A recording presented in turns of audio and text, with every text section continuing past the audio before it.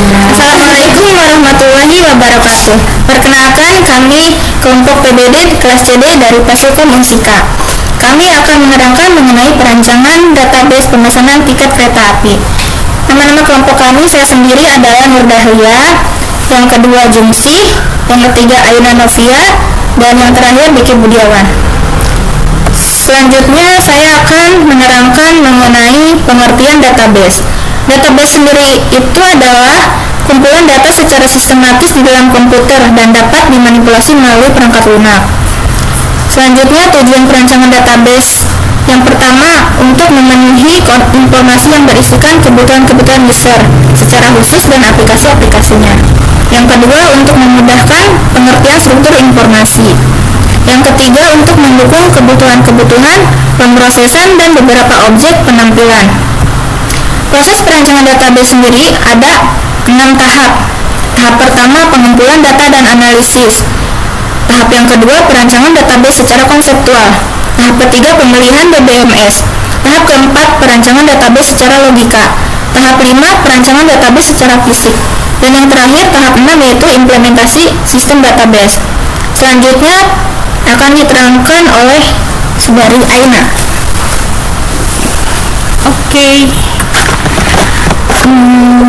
Dalam proses perancangan database kita pakai 6 tahap, yaitu tahap 1, pengumpulan data dan analisa. Merupakan suatu tahap di mana kita melakukan proses identifikasi dan analisa kebutuhan-kebutuhan data, dan ini disebut pengumpulan data dan analisa. Aktivitas pengumpulan data dan analisa yang kita pakai yaitu: pertama, menentukan kelompok pemakai dan bidang-bidang aplikasinya, peninjauan dokumentasi yang ada, analisa lingkungan operasi dan pemrosesan data, daftar pertanyaan dan wawancara. Tahap kedua, perancangan database secara konseptual. Pada tahap ini akan dihasilkan konseptual skema untuk database yang bergantung pada sebuah DBMS yang spesifik. Dalam konseptual skema, kita harus merinci aplikasi-aplikasi database yang diketahui dan transaksi-transaksi yang mungkin. Tahap ketiga, pemilihan DBMS. Pemilihan database ditentukan oleh beberapa faktor, diantaranya faktor teknik, ekonomi, dan politik organisasi. Tahap keempat, perancangan database secara logika. Tahap selanjutnya adalah membuat sebuah skema konseptual dan skema eksternal pada model data dari DBMS yang kita pilih. Tahap kelima, perancangan database secara fisik. Perancangan database secara fisik merupakan proses pemilihan struktur-struktur, penyimpanan, dan jalur-jalur akses pada file-file database untuk mencapai penampilan yang terbaik pada bermacam-macam aplikasi. Tahap 6, tahap terakhir di mana implementasi sistem database. Setelah perancangan secara logika dan secara fisik lengkap, kita dapat melaksanakan sistem database, perintah-perintah dalam BDL dan SDL. Sekarang database tersebut dimuat dengan datanya. Jika data harus dirubah dari sistem komputer sebelumnya, perubahan-perubahan yang rutin mungkin diperlukan untuk format ulang data yang kemudian dimasukkan ke database yang baru. Selanjutnya kita bakal demo pembuatan database secara online.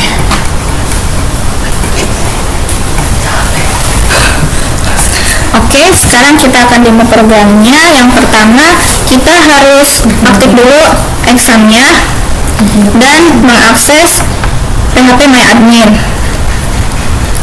Lalu kita buat database dengan judul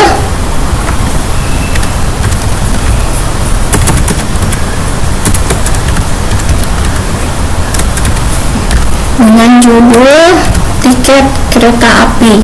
Lalu klikkan tabel baru, tabel kelas.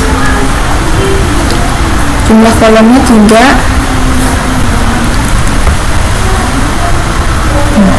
Di dalam kolom kita akan membuat tabel ID kelas, kemudian jenisnya integer, ukuran panjangnya yaitu 3, lalu di auto increment. Kemudian yang kedua, Tabel yang kedua kita ketikkan nama kelas. Jenis tipenya adalah varchar. Panjangnya 30. Lalu tabel yang keempat, yang ketiga, yaitu kita ketikkan harga. Jenisnya integer, panjangnya 12. Lalu kita save, kita simpan.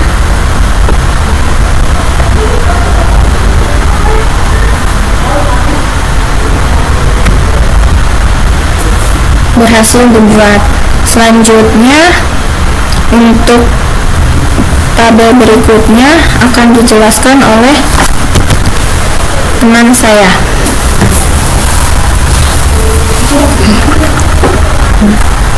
Baik, kita lanjutkan. Selanjutnya kita akan membuat tabel kereta api. Di sini kita bikin tabel kereta. Yang pertama kita butuh ID KA.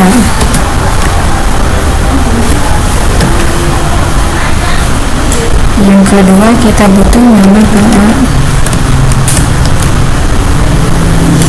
Jenisnya integer, ukurannya 3.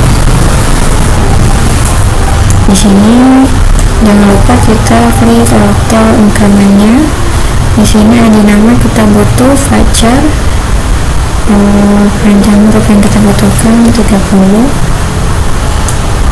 Di sini kita butuh penyortiran Latin, Swedish.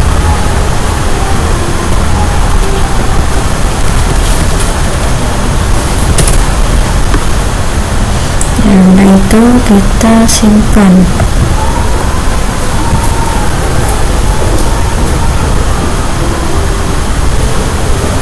Nah, ini tabel yang kita buat tadi.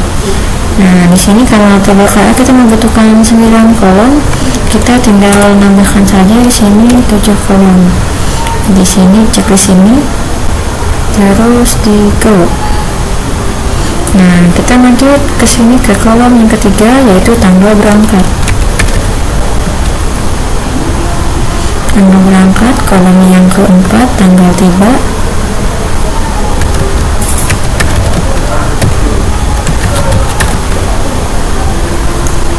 Kolom yang ke-5 jam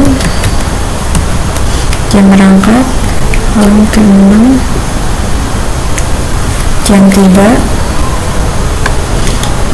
Yang ke-5 dari. Yang ke selanjutnya ke yang terakhir yaitu ID kelas. Sini tanggal berangkat kita pakai date karena berhubungan dengan tanggal. Ini juga kita pakai date. Jam berangkat kita pakai varchar. Jam tiba juga kita pakai varchar. Dari kita juga pakai varchar. Kita pakai varchar. Dan ID kelas kita tetap pakai integer. Di sini ukuran atau panjang nilai yang kita butuhkan di yang tanggal tiba ini kita nggak usah diisi, ini juga nggak usah diisi. Ini jam berangkat kita isi 10, jam tiba 10. Dari ini kita 30 karena kita ini nama kota. Juga kita membutuhkan banyak atribut. Ini kita adik kelas membutuhkan 3. Nah, ya itu aja yang kita inputan. Kita sudah selesai, kita masukkan, kita klikkan simpan. Tabel terbuat seperti ini. Ya, selanjutnya akan membuat tabel pesan.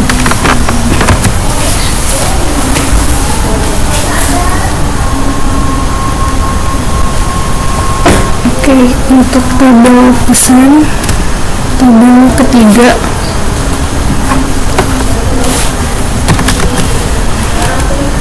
pesan.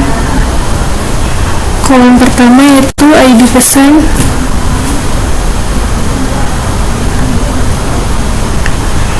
Kolom kedua nama pemesan.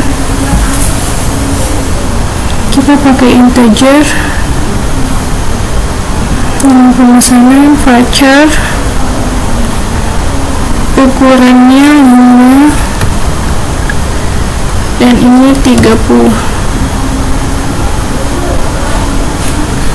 Pengetiran kita nggak usah isi, checklist auto increment.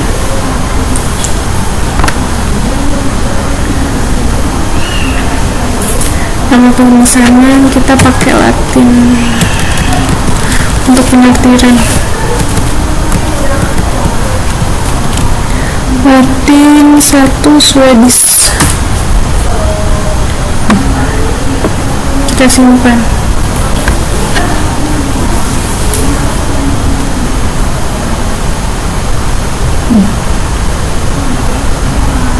Karena di sini kita butuh 8 kolom, sisanya yaitu 6. Kita go. Kolom selanjutnya yaitu alamat.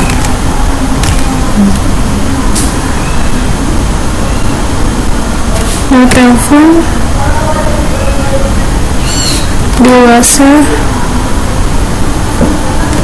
anak, ID KA, dan kolom terakhir yaitu status. Jenisnya teks, nomor telepon yaitu voucher, dewasa integer,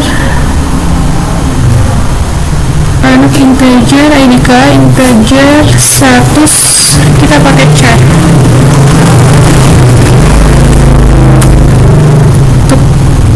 Ukuran ini nggak usah ya. Nomor telepon kita pakai 15.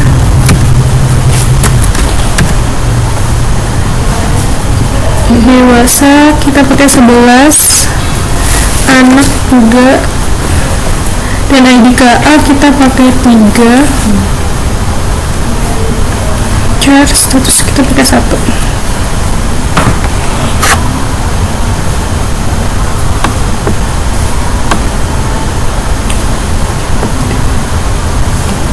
Di default status kita klik seperti yang didefinisikan Y misalnya.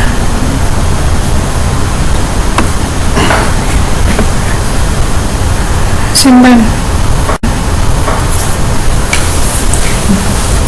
Oke, selanjutnya tabel terakhir oleh Mas Diki.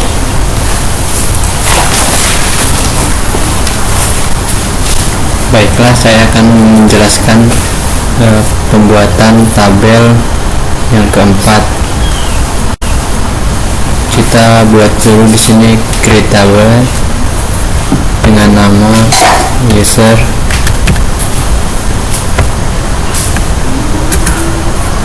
kolomnya kita isi yang pertama ID user, yang kedua user name, jenisnya integer, dan untuk username varchar, ukuran panjangnya 4, dan ukuran panjang untuk user name itu 20. Defaultnya ini none, kalau user juga none. Penartirannya kita isi untuk yang username saja dengan Latin. Kita checklist auto increment dan kita simpan.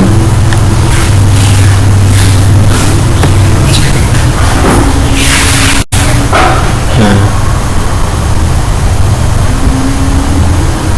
sebenarnya kita membutuhkan 4 kolom baru terbentuk 2, kita tambah 2.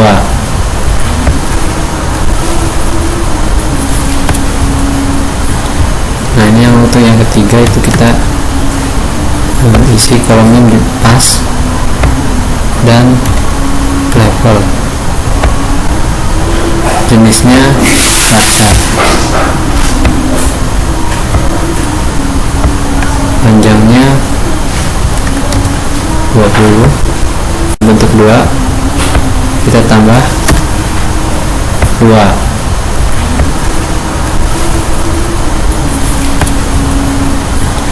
Nah, ini yang untuk yang ketiga itu kita isi kolomnya pas dan level, jenisnya kaca,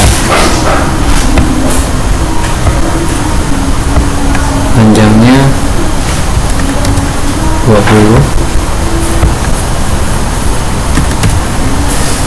level 10.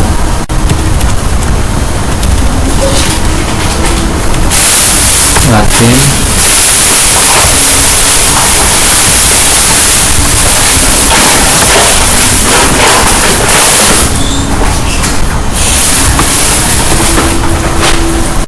lalu simpan. Akan terbentuk seperti ini, adanya terdapat 4.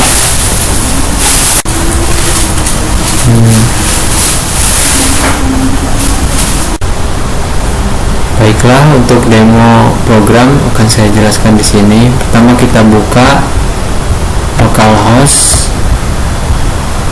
tiket kereta,